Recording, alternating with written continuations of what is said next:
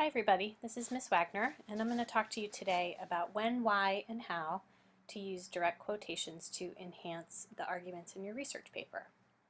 So most of us are outlining right now and getting ready to begin the drafting process. And the majority of what you are writing in your paragraphs is going to be paraphrases from your sources. So you're going to take the information and you're going to put it into your own words and cite it. And that is what you're going to do the majority of the time. But on occasion, you're going to want to take some information quoted directly from the source. And you're going to do this for the same reason you would use any other rhetorical technique. You're trying to provide evidence of the claims you're making in your thesis and providing a strong persuasive argument. So the question is when? When should you paraphrase versus when you should be direct quoting? The first thing to remember is that the direct quotes should be used very sparingly. You don't want them appearing over and over again throughout the paper, because then, just like any other technique, they lose their impact. So you're going to want to focus on quotes that contain particularly powerful language, maybe really vivid imagery, maybe some kind of strong emotional impact is contained within the language. The other case where a direct quote might be appropriate is when you're wanting to bring in the expertise of the source. So the credibility and reputation of the person who first said the piece of information is going to add an element of ethos to your argument in addition to whatever is contained within the quote. Your goal is to weave the quote into the fabric of the paragraph as naturally as possible.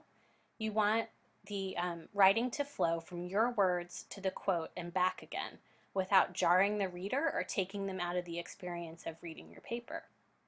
The other thing that's really important is that you are using the quote as a springboard for whatever argument you're trying to make. You should have a very clear idea of the purpose of that quote and how that quote is furthering the point you're trying to make. You want to avoid what's called hit and run quoting. You'll find this a lot where somebody will just plop a quote in at the end of a paragraph without explaining why it's important or adding that own personal voice of commentary. The other thing to avoid is quoting and then restating.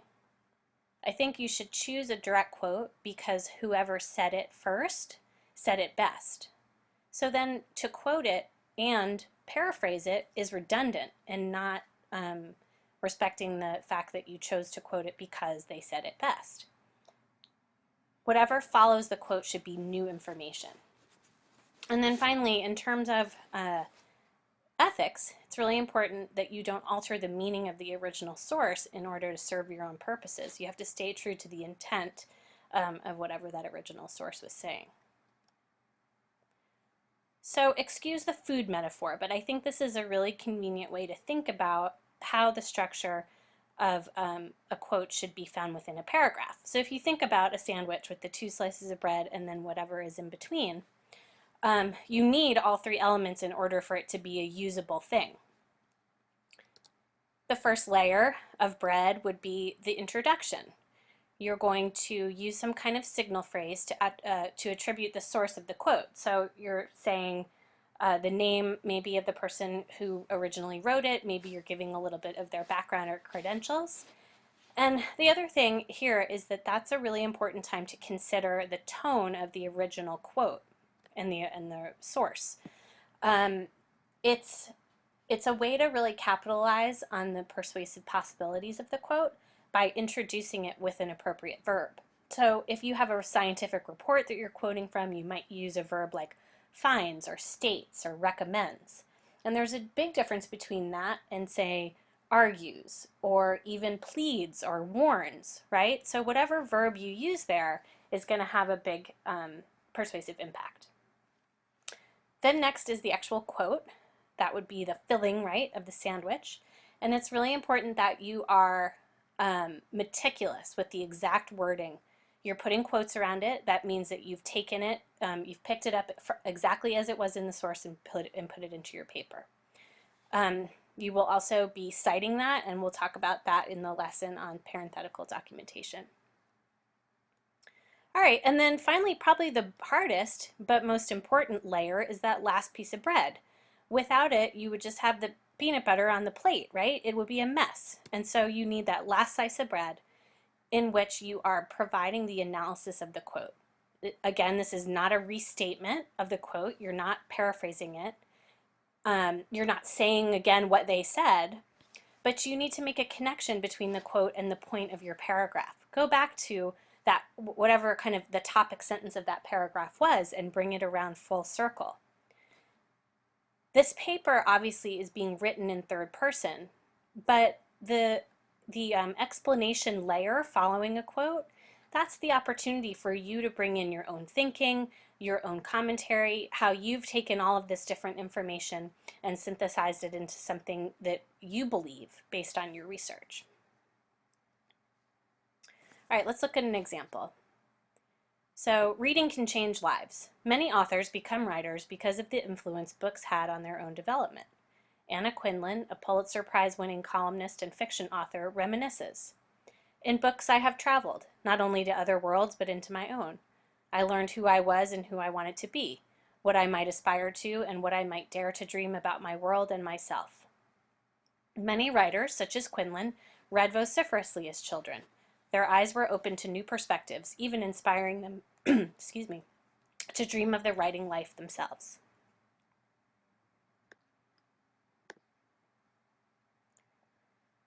So let's take a look at the different parts of this quote here. Begins here. So right before that, we have our first layer of our sandwich, of our quote sandwich.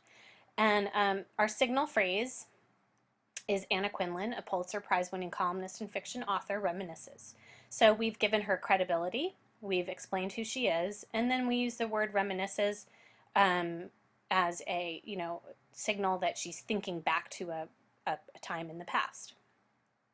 It's really important in your signal phrase that you not use the word said unless it was actually said out loud. And most of your stuff is coming from written source material, so you're going to need to choose a different verb other than said.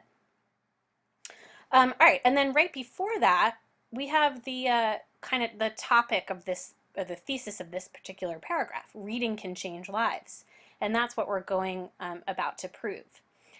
Notice that the quote itself uses interesting syntax. It has an interesting way of saying what she's trying to communicate here. If Anna Quindlen had just said reading was pretty cool and I did it a lot when I was a little kid, then I would have paraphrased her. I wouldn't have chosen to quote her. And then finally, the last part here, many writers such as Quindlen read vociferously as children and on, is how I'm tying back to what I was claiming here at the beginning, that reading can change lives. And this is one such example. Down here is the what the works cited entry would look like. And you'll notice, you'll get into this more in the parenthetical citations, but you'll notice that I have here the page number 6. The reason it says only 6 is because I named my author, Anna Quindlen, up here.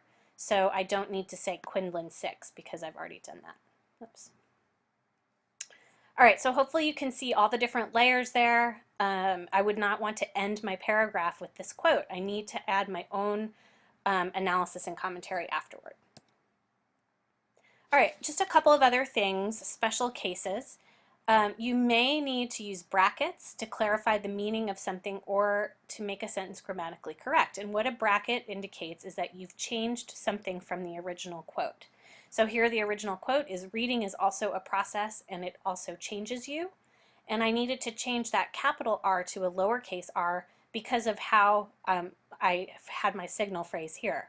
I need this to flow as one sentence, and so the R, I changed it from uppercase to lower. And then also, I changed the word you to them in order to make the sentence grammatically correct, because I had her readers, I had a plural subject, so I needed a plural pronoun. Again, brackets should be used very sparingly. If you have to bracket a million things within a quote to make it make sense, then it's just not working and you should probably choose a different one. Ellipses are used to show that you removed unnecessary words from a quote. In this example, you can see that we took this phrase, according to the most prestigious doctors at the University of Pennsylvania School of Medicine. We removed that. Maybe I just wanted the quote to be a little bit shorter and punchier. So the ellipses show in the middle here that I've removed that phrase. Again, use sparingly, right? If you've got ellipses all over the place in different quotes of your paper, it's not going to look good. All right, and then the last thing is if you are quoting something that's longer than 4 lines within your manuscript, when you've copied and pasted it into your manuscript, if it's longer than 4 lines, there's a particular formatting that you need to use. So you'll introduce the quote, "The Ebola virus is known to spread differently through the human body," with a colon, and then I'm going to have a extra 1-inch indentation, and you can see why it's called a block quote, because that's the block of the text right there. It also does not have quotation marks because the extra indentation is serving the same purpose that quotation marks would. So I think that's about it for now, and I look forward to seeing how you use quotes to enhance your arguments in your paper. Thanks.